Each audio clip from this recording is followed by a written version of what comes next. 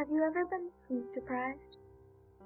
Chances are you have, and therefore you've likely fallen asleep in class or at work, experienced difficulty remembering things or processing information, and felt groggy and disoriented.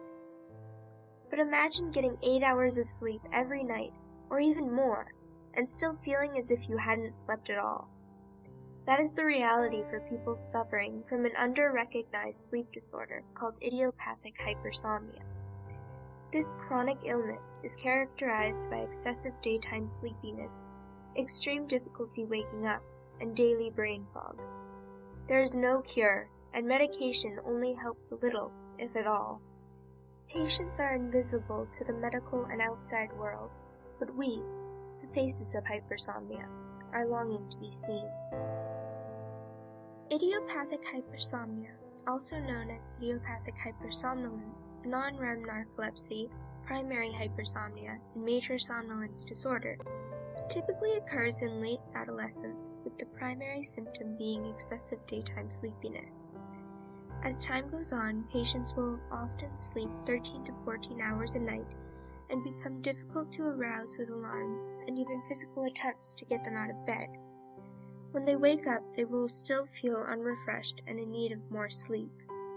IH is diagnosed by ruling out all other potential causes of their symptoms, such as narcolepsy, sleep apnea, voluntary sleep deprivation, and depression.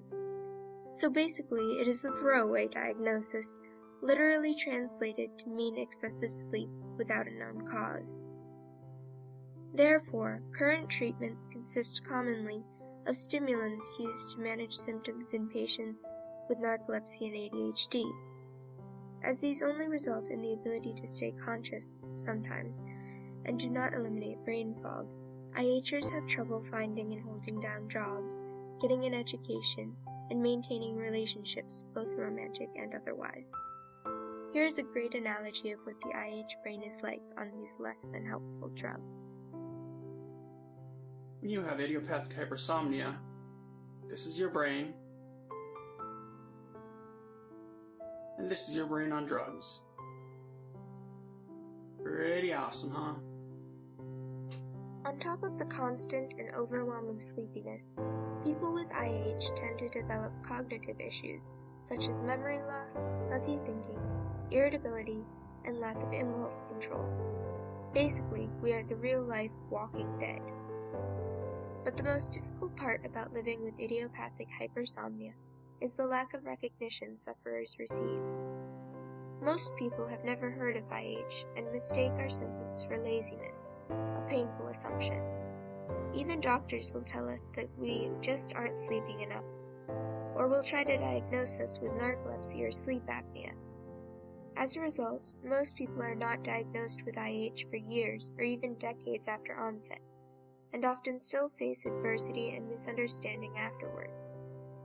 But idiopathic hypersomnia is just as real as it is lonely and debilitating. I asked actual patients to communicate this by answering questions regarding their own experiences.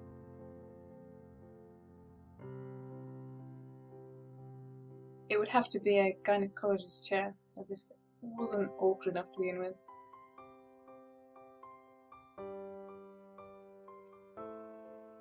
The most awkward place that I've fallen asleep today has been in a restaurant, public toilets, on the beach when I'm supposed to be meeting my friends. Basically, if I've been there for more than 10 or 15 minutes at a time without something occupying my mind, I've probably fallen asleep there.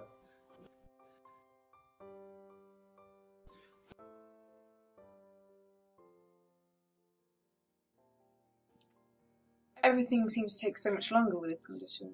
Even if I can accept my own limitations, it's harder to explain to others. I look healthy.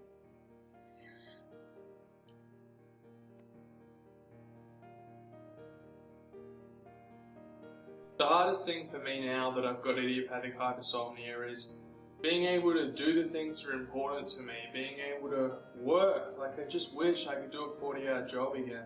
Being able to be there for my friends.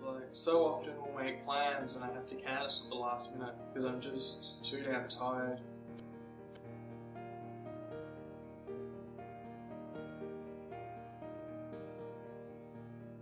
I was one of the lucky ones, and it only took a couple of years once it became debilitating.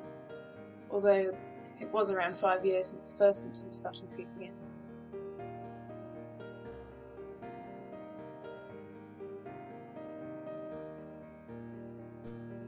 Getting diagnosed took me years. I dropped out of school when I was 15, largely because of problems with waking up in the morning, and I wasn't diagnosed until I was 26, so less than a year ago.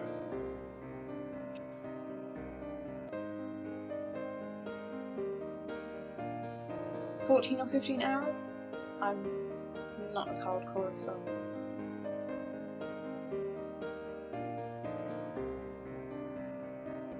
The longest time that I've ever slept in one go was 72 hours, pretty much straight, and that was crazy. Yeah, that's too long. You wake up, your kidneys are caning, you're just desperately in need of a shower, you're starving, hungry. It's horrible. I wouldn't wish it on anyone.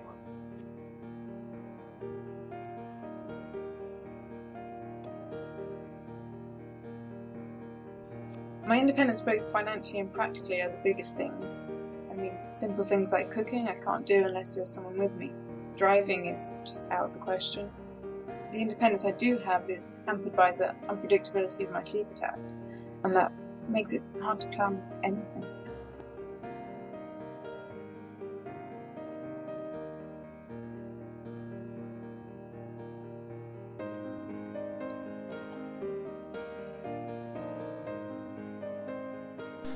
It's just completely changed my life, and not for the better at all. But there is still hope. In May 2007, Dr. David Rye of Emory University found a high level of a curious substance in the cerebrospinal fluid of a patient with IH. This substance was similar to chemicals found in drugs like Valium, Xanax, and Versed, and made the patient's brain hypersensitive to the neurotransmitter GABA. GABA is responsible for putting the brain to sleep at night, and Dr. Rye and his team speculated that the brains of people with IH create their own anesthesia. More recent testing has found the hypersensitivity in other patients, and the team discovered that GABA systems returned to normal when the drug flumazenil was administered. Unfortunately, flumazenil, commonly used for overdoses and anesthesia reversals, is only available in short-acting intravenous form. In order for pharmaceutical companies to produce tablets, more research must be done. Thus, we are using Project for Awesome as a platform to reach out to those who would be otherwise unfamiliar with our cause. We ask for you to recognize the faces of hypersomnia and donate to Dr. Rye's support fund linked below. Flumazenil could be a life-changing drug for patients with IH, a life-granting drug. But we can't do this on our own. With your help, we can wake up from hypersomnia. I have IH, but more importantly, I have hope.